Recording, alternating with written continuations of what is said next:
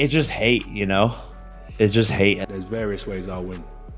I got the fighter spirit, and that's how I'll go in there and break him down with my spirit. Anthony Joshua just dropped a legal bomb on Jake Paul after the influencer crossed the line with shocking racist comments. This is a brutal clash of reputations, pride, and careers on the edge. Fans are stunned as the boxing world watches one of its fiercest fighters take a ruthless stand against Jake's reckless words. I'm more athletic than every single boxer in the whole entire sport and stronger than them. Jake Paul has sent a racist comment to Anthony Joshua, and it erupted like a wildfire. This wasn't just another one of his wild, trash-talking antics. It wasn't a meme waiting to happen. It was something far worse. It crossed a line that could end a career and bring serious legal consequences. Jake Paul, who built his brand on chaos and attention, had finally stepped into territory even he couldn't meme his way out of. Instead of processing feedback or acknowledging his flaws, the deluded person protects their ego by attacking the source of the criticism. And you versus going to the gym, you're still a fat.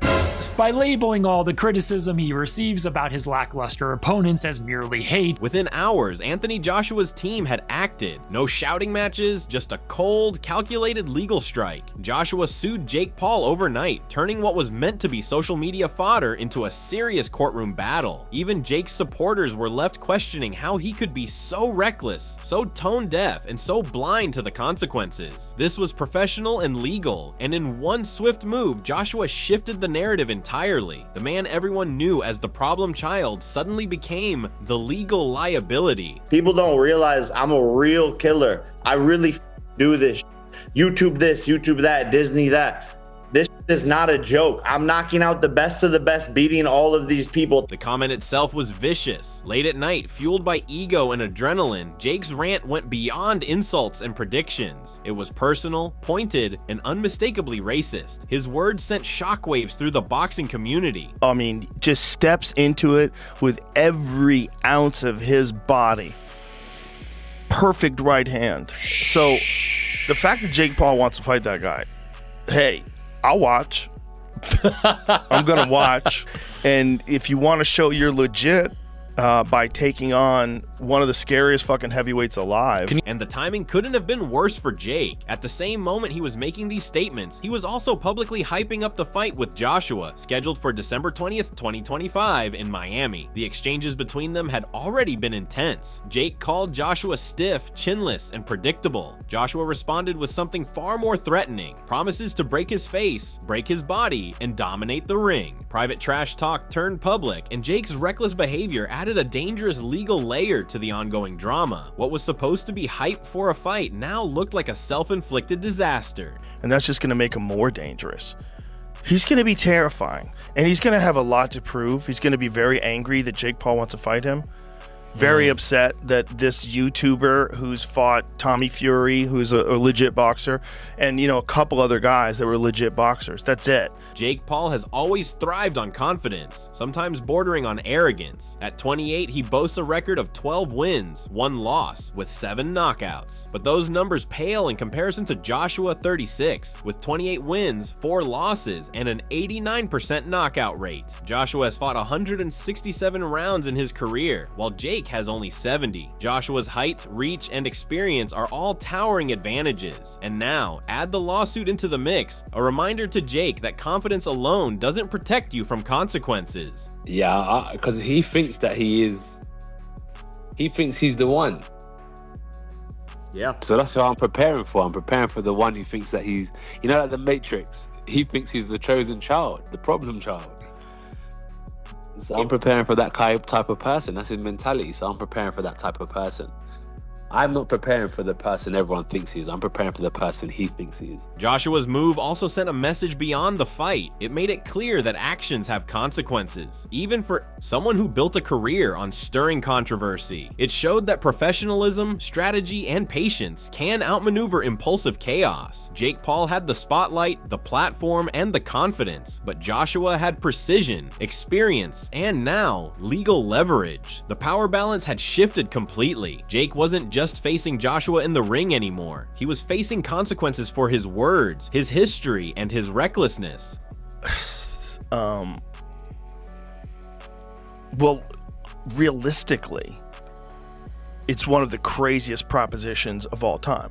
You take a guy who just had a boxing match that looks like a sparring match with a 58-year-old Mike Tyson, and then you're going to fight one of the absolute scariest knockout artists in the heavyweight division. In a sport built on intimidation, hype, and psychological games, this is a rare instance where the real knockout might not even come from a punch. The combination of public scrutiny, legal action, and an impending fight makes this one of the most intense, unpredictable, and emotionally charged storylines in modern boxing. Fans aren't just waiting to see who lands the hardest hit. They're watching a clash of personalities, reputations, and careers, all colliding in a single explosive narrative.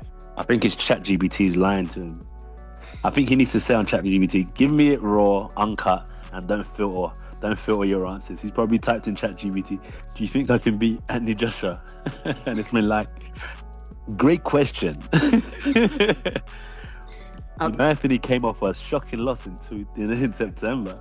You have a great chance, Jake.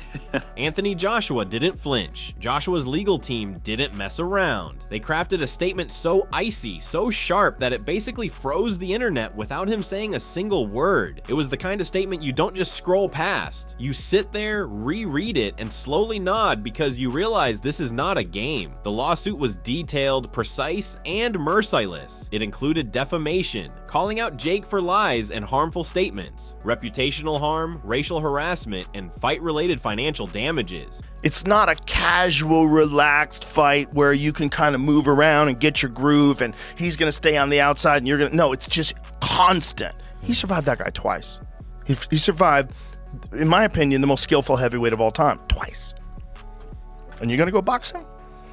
And the toughest guy you fought before was 40 years old Anderson Silva? That was the toughest guy so far you fought? Now, if that alone wasn't enough, the spotlight immediately turned on Jake Paul's messy history. Suddenly, every skeleton he had ever buried in his online closet jumped out. Emotional abuse claims resurfaced. Sexual assault allegations made their way back into headlines. Even past brushes with the FBI and influencer drama came creeping back like ghosts from the internet's attic. And if that wasn't enough, the debunked political claims, including the infamous disaster funds to Ukraine debacle, were resurrected and waved around like banners of shame. Jake Paul is now ranked the number 14 cruiserweight in the world by the WBA, and he's called out Anthony Joshua. Just makes the whole sport look ridiculous. Gets them more attention. The tension rise up even further when private conversations between the two somehow went public. Jake leaked DMs where he tried to push Joshua into accepting the fight. Joshua responded bluntly, firmly, and without theatrics. Within hours, the fight was officially sealed. And then there was the unusual twist. Joshua agreed to cap his weight at 245 pounds, effectively trying to make Jake feel safer. It was generous on paper, but everyone knew this didn't change the fact that Joshua was the far superior fighter. In fact, the gesture only highlighted Jake's disadvantage and made the story even juicier for fans and media alike. Like, it's and it goes back to like people just like attacking Jake Paul and like wanting to see me fail for literally like fucking nothing. Like they're suing me for something I didn't do. Like, on God. It's just the most bullshit thing.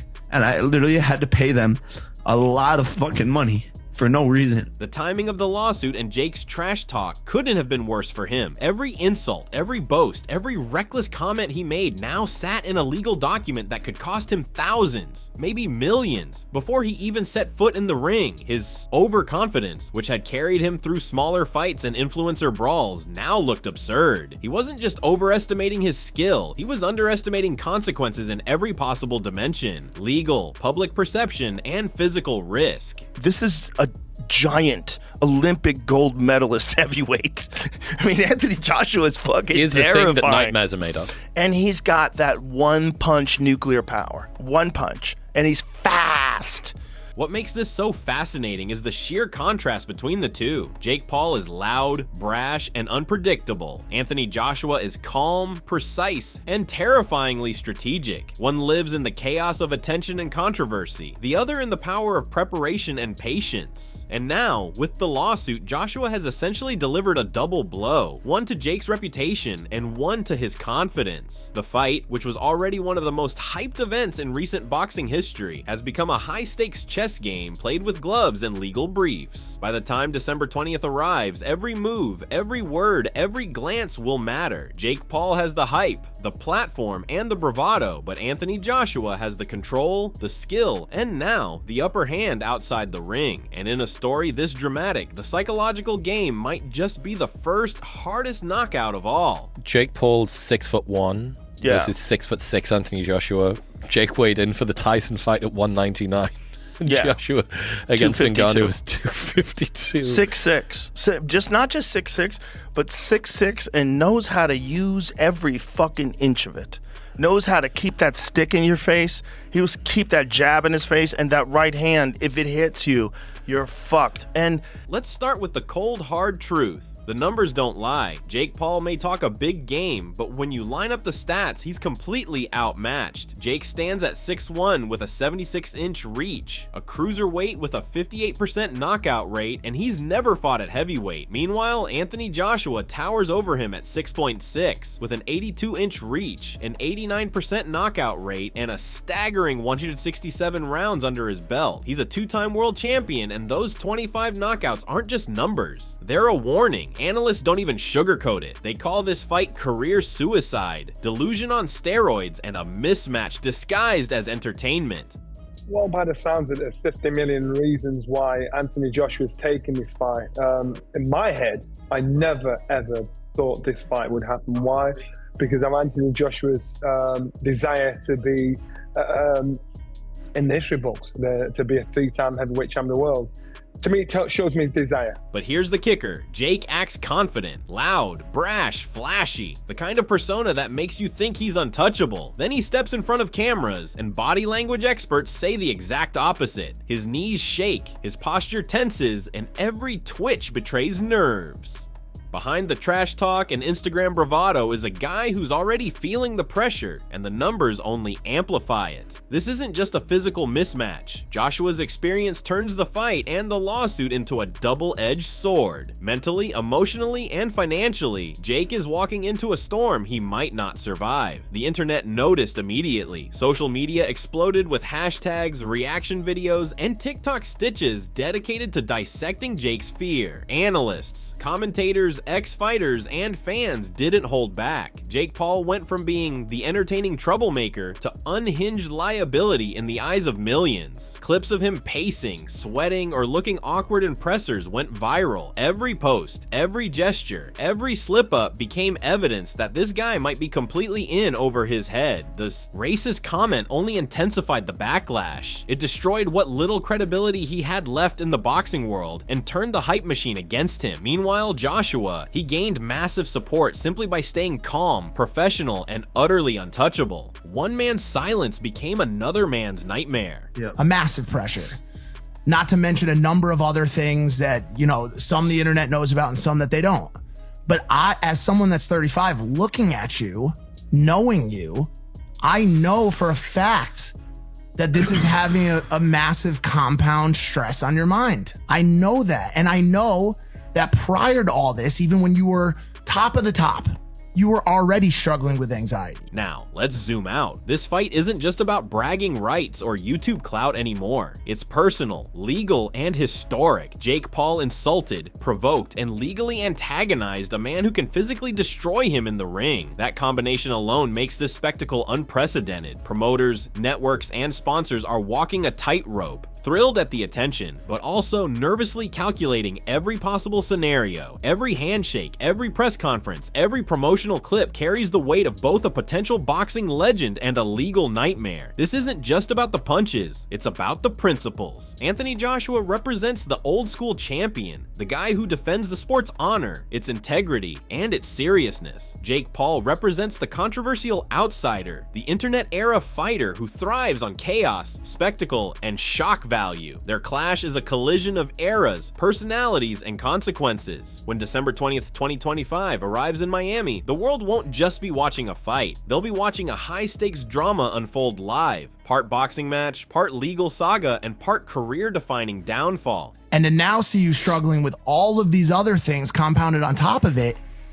and then to see people dismissing all of it online and saying that you don't fucking know what it's like to struggle is a lot for me to deal with. And I'm not even you. Yeah. So what happens next? Legally, there are a few paths. Jake could settle, apologize publicly, or fight the lawsuit in court. Each outcome carries reputational damage, fines, and media scrutiny. Meanwhile, the fight itself could end in a few brutal rounds, with analysts predicting early knockouts or, at best, a short-lived resistance from Jake. The lawsuit alone has the power to devastate him before the first bell rings. Confidence is everything in boxing, and legal papers and social media storms are already chipping away at Jake's overconfidence. Anthony Joshua, on the other hand, walks into the ring with zero pressure. He's already won outside of it, having established dominance through strategy, patience, and precision. The ironic twist is that Jake might end up paying Joshua twice. Once in court, once in bruises. And that, in a nutshell, makes this story far more explosive than any fight hype video. It's a complete package. Legal drama, personal rivalry, public spectacle, and high-stakes boxing all rolled into one.